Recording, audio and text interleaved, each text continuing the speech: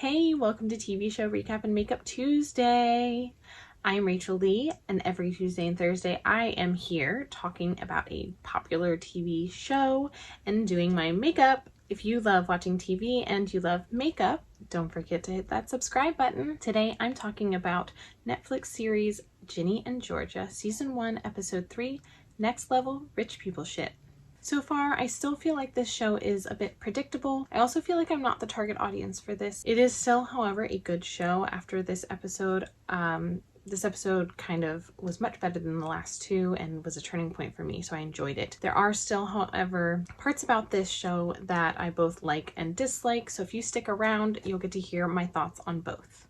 Episode 3 starts off with Ginny and Hunter making out on the bed. Then Hunter gets pulled from the bed by Marcus, and Marcus punches Hunter. And then Marcus grabs Ginny and they kiss and they start making out. But then we see, of course, that this is all just a dream. So in this episode, we have sophomore sleepover coming up. Georgia has agreed to chaperone the sophomore sleepover at the school with all the teenagers, but she needs to find a babysitter for Austin. When she can't find one, then Mayor Paul actually agrees to watch Austin for her. Actually, he's the one who offers. So Ginny had her first day at work, and of course, on her first day while working, Marcus is her first customer, and she gives him like a lot of attitude because she's still really mad at him. In the next part,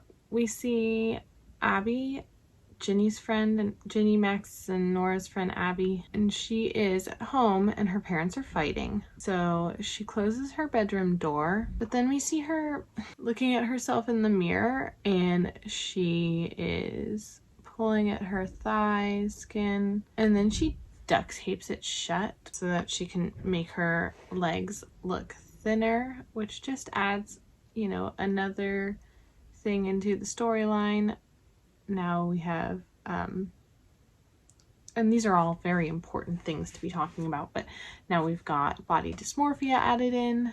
So they are now at sophomore sleepover. It looks so cool to me. Like, my school never did anything like that, and I'm so jealous that they get to have something so fun. At the sophomore sleepover, we see Georgia, and she's struggling with Ginny's attitude and Ginny not wanting to be around her during the sleepover and being rude to her. And then at home, we have Austin, who is not liking Mayor Paul because he feels like Mayor Paul is, I guess, trying to date his mom, and Austin's really upset because he's like, my mom lied to me. She said it was just going to be us, no men. We then see a flashback of Georgia in a bathroom. She just took a pregnancy test that was positive and said she was pregnant. So at the sophomore sleepover, we see Ginny run into an issue with her hair. She has to run to the locker room to fix it.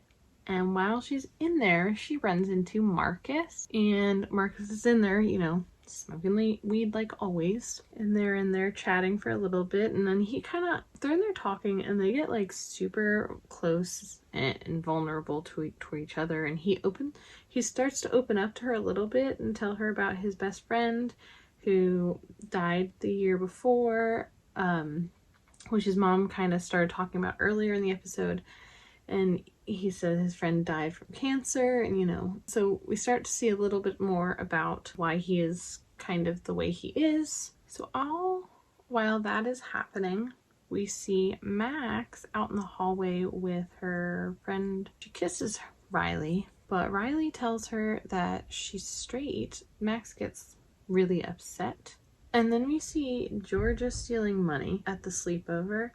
And while she's doing that, then Max comes into the office, so she's in there now consoling Max. So we see then a flashback of Georgia right after finding out she was pregnant. And I'm not really sure where she is. I think at a gas station. And there's like a bus full of kids from a school on a trip.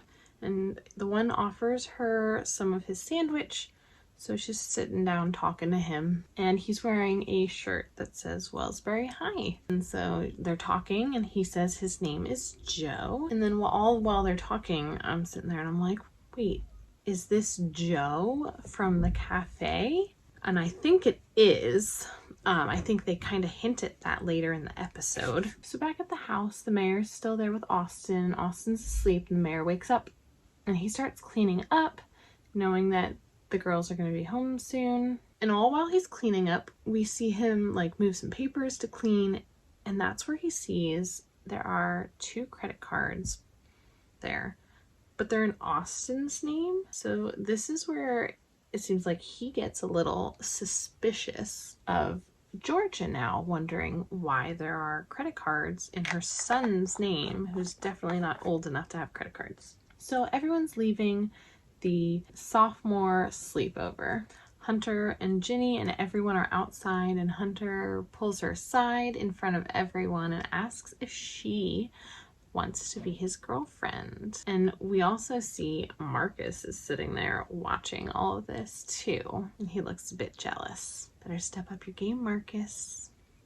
This episode ends with Ginny narrating, saying, "A problem-free place, but everywhere has problems." Then she goes on to say, "What if all your dreams come true? And it's still not enough?" I'm gonna add some color here to my lips because this is just a little too pale. Alright guys, I'm gonna go do my eyelashes and I'll be right back. Okay, so I'm done now. So, while this show is still not completely my speed, it is still a really good show. I just feel like it's not meant for my age, or that's not meant for my age. It's more for a younger target audience. I do still enjoy this show. This episode was better than the last 2. I do really like this show because it brings in so many different important aspects that are important, especially for teens, like sexuality, racism, sexism, body dysmorphia, talks about self-mutilation, peer pressure, drug and alcohol use. Those are super important, especially for teenagers. These are all extremely important to address, and I think addressing them in television shows helps others to learn about those things. I think my biggest dislike of this show is how Ginny doesn't speak up for herself, especially for things that have to deal with her race. You know, a teenager, she's not wanting to lose friends that she just met and just started having, but that's one of my biggest dislikes of the show. I also dislike that Georgia is being portrayed as kind of a villain, where I think we see that enough. Someone who's had a horrible childhood and a horrible past becoming a villain and a bad person, whereas I'd like to see more of someone who's had a bad past overcoming that trauma and that past and becoming a good person growing up. I just feel like the way they're writing Georgia right now, she's being written as a villain, and I don't like that. So let me know in the comments what you think and how you're feeling about this show. I did want to apologize for a delay in my responses. I'm having issues with my comments. I'm not sure what's going on, but I'm not getting any notifications when I get a comment, and I'm also sometimes not even seeing the comments. Like, I will see that I have a comment there, but it won't show me what the comment actually is. So I apologize for that and not getting some responses to you right away. I do want to say thank you all so much for supporting me, and thank you all so much for watching me doing something that I love. I absolutely love talking about TV shows, and I love doing my makeup, so thank you all so much for supporting me. If you love TV shows and makeup, don't forget to hit that subscribe button. Thank you so much for watching. I hope you have a wonderful day.